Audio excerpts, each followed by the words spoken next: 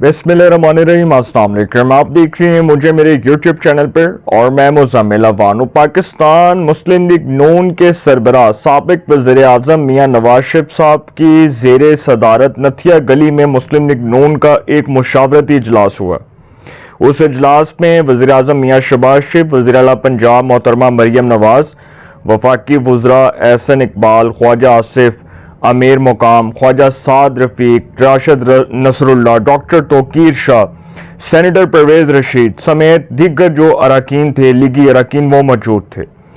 उस मुलाकात का जो सेंटर पॉइंट था वो दरअसल ज़िमनी इंतखाबात जो कौमी असम्बली की 7 नशस्तों पर और पंजाब असम्बली की 5 नशस्तों पर होंगे, और फिर जो सेनेट की 2 नशस्तें खाली हुई हैं पाकिस्तान तहरीक इंसाफ के 2 जो मेंबर सेनेट हैं 9 मई के केसेस में सजाएं होने के बाद, सेनेटर शिबली फराज और सेनेटर एजाज चौधरी, इन 2 नशस्तों के ऊपर भी बात हुई। अब ये जो इस मुलाकात में दरअसल जो मीडिया ने इसको रिपोर्ट किया, जो रिपोर्टेडली बताया गया, वो ये कि जी ये मुलाकात का जो मकसद था वो नथिया गली में मुस्लिम लीग नून के मुशावरती इजलास में ये तय करना था कि कौमी और सूबाई असम्बली के लिए किन उम्मीदवारों को शॉर्टलिस्ट किया जाए, किन के नामों को फाइनलाइज किया जाए और कौन से उम्मीदवारों के नामों की हतमी मंजूरी दी जाए।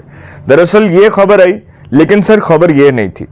खबर अंदर की ये थी कि वैसे तो मैं सॉरी आजम नज़ीर तारड़ साहब का नाम भूल गया, वज़ीर कानून, वो भी उस मुलाकात में मौजूद थे। उस मुलाकात के अंदर 27वीं आईनी तरमीम, ये जो नथिया गली में मुस्लिम लीग नून का इजलास हुआ, इस इजलास में 27वीं आईनी तरमीम लाने के वाले से तफसीलन बात हुई कि जो 27वीं आईनी तरमीम पाकिस्तान बार कौंसिल का एक देरीना मुतालबा है, पाकिस्तान की लॉयर्स कम्युनिटी का एक देरीना मुतालबा है। उस हवाले से बात हुई कि 27वीं आईनी तरमीम जो अदलिया से मुतल्लिक होगी, जो कॉन्स्टिट्यूशनल कोड जिसका क्याम अमल में आएगा 27वीं आईनी तरमीम के जरिए, उस हवाले से बात हुई।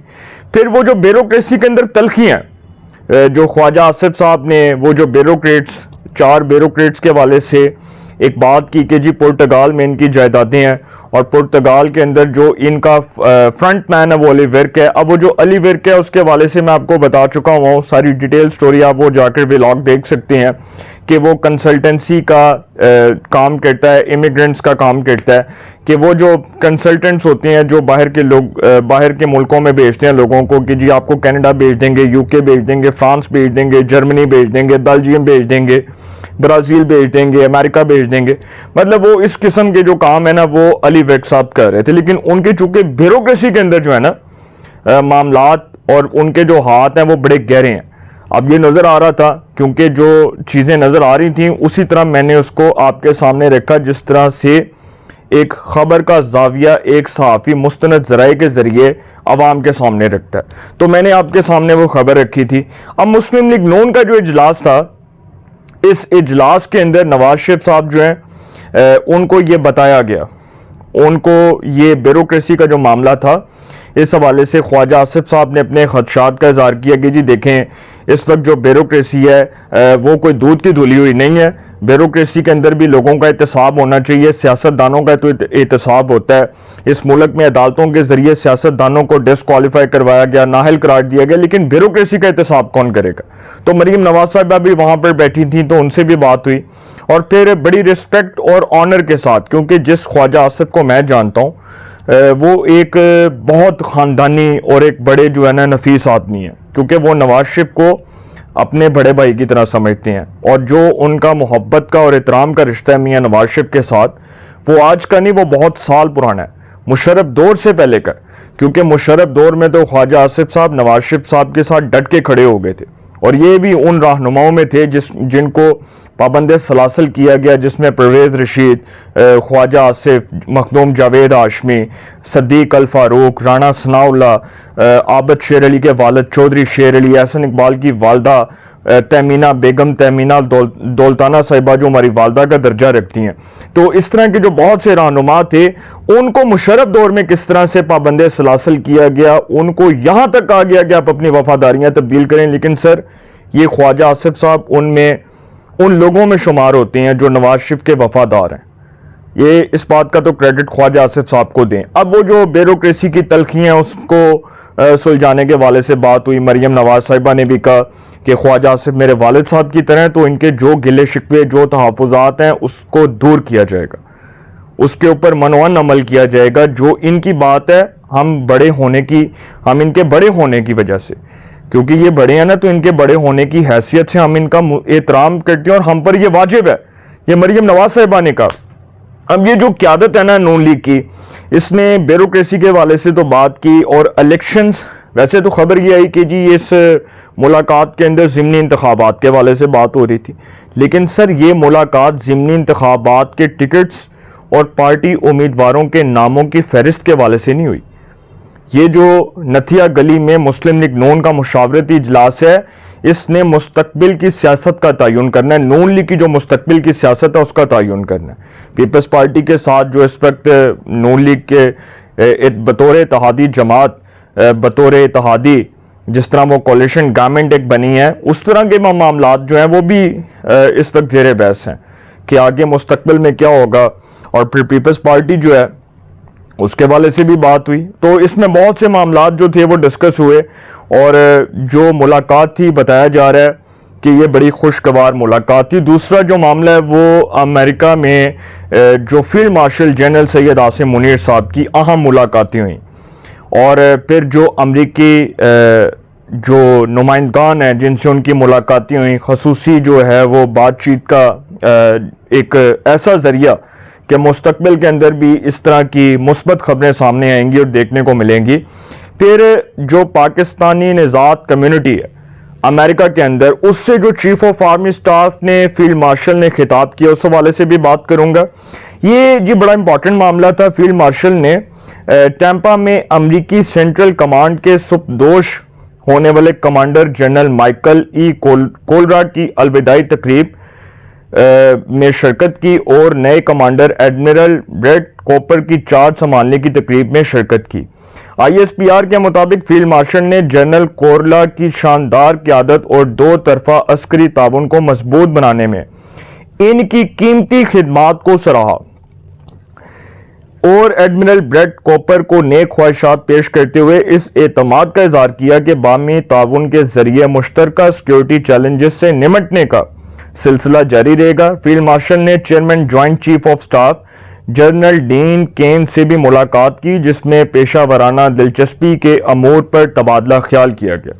اس موقع پر انہوں نے جنرل ڈین کین کو پاکستان کے دورے کی دعوت دی. آرمی چیف نے ان کو کہا کہ آپ پاکستان آئیں, ہم آپ کو دعوت دیتے ہیں, کیونکہ سر دیکھیں جب آرمی چیف کے ساتھ field marshal general Syed Asim Munir صاحب کے ساتھ ملاقات ہوئی تھی ٹرمپ کی وائٹ ہاؤس میں, جب انہوں نے ان کو مدعو کیا تھا, تو ڈونلڈ ٹرمپ نے بطور امریکن پریزیڈنٹ, امریکہ کے صدر کی حیثیت سے اس نے ایک بہت بڑا سٹیٹمنٹ دیا. اس نے کہا کہ میرے لیے یہ اعزاز کی بات ہے کہ field marshal general Syed Asim Munir جو ایک بہادر ماں کا بہادر بیٹا ہے اور ایک عظیم سپاہ سالار ہے, یہ ہمارے لیے فخر اور اعزاز کی بات ہے کہ ہم اس شخص سے ملاقات کر رہے ہیں. کیونکہ سر ٹرمپ نے فوجی صلاحیتوں کو, جو ان کی پیشہ ورانہ صلاحیتیں ہیں فیلڈ مارشل کی, اس کو سراہا, اس لیے کہ جو پاک بھارت جنگ تھی اس میں بھارت کو بڑی عبرتناک شکست ہوئی. اب اس حوالے سے بھی chief of army staff field marshal نے جو پاکستانی نژاد کمیونٹی سے خطاب کیا, اس میں انہوں نے بھارت کی فسطائیت, ظلم و بربریت, فرعونیت کو نہ صرف ایکسپوز کیا بلکہ اس کو عالمی سطح پر اجاگر کرنے کی, اس کو عالمی سطح پر ایکسپوز کرنے کی بات کی ہے کہ ہم اس کو عالمی سطح پر ایکسپوز کریں گے, بھارت کا گھنونا اور صفاق چہرہ پوری دنیا کے سامنے دکھائیں گے. اور انہوں نے کہا کہ کشمیر پاکستان کی بنیادی شہر ہے, کشمیر پر پاکستان کا اٹل موقف ہے. اقوام عالم کی جو قراردادیں ہیں اس کے مطابق, اس کی امنگوں کے مطابق مسئلہ کشمیر جو ہے اس کا حل پوری دنیا کا دیرینہ مطالبہ ہے. اور کشمیر کے موقف سے, اس اٹل موقف سے پاکستان کسی بھی طرح ایک آنچ بھی پیچھے نہیں ہٹے گا, کیونکہ کشمیر جو ہے وہ پاکستان کی بنیادی شہر ہے. اس حوالے سے بھی چیف آف آرمی سٹاف نے بات کی. انہوں نے امریکہ میں پاکستانی کمیونٹی سے خطاب کرتے ہوئے کہا کہ بیرون ملک مقیم پاکستانی قوم کا قیمتی اثاثہ ہیں, امریکہ میں رہنے والے پاکستانی ملک کے لیے فخر اور عزت کا باعث ہیں.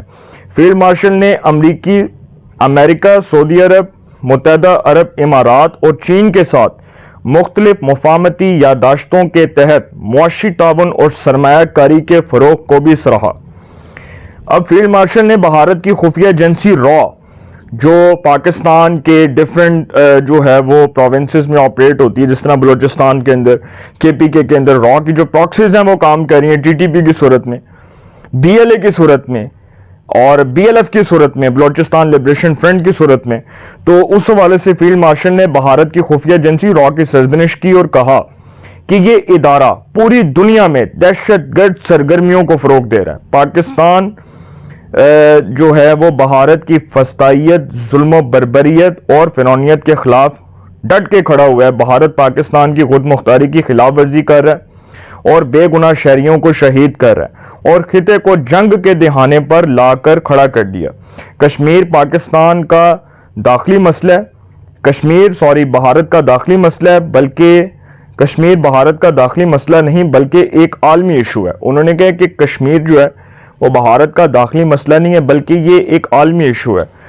انہوں نے کہا کہ غزہ میں جاری نسل کشی کو دنیا کے بدترین انسانی المیوں میں شمار کیا اور افغانستان سے دہشت گردوں کی خطرناک سرگرمیوں پر آرمی چیف نے خبردار کیا۔ Chief of army staff field marshal نے کہا کہ سوشل میڈیا کا غلط استعمال ملک دشمن عناصر کرتے ہیں اور ایسے عناصر دشمن کے بیانیے پر کام کر رہے ہیں۔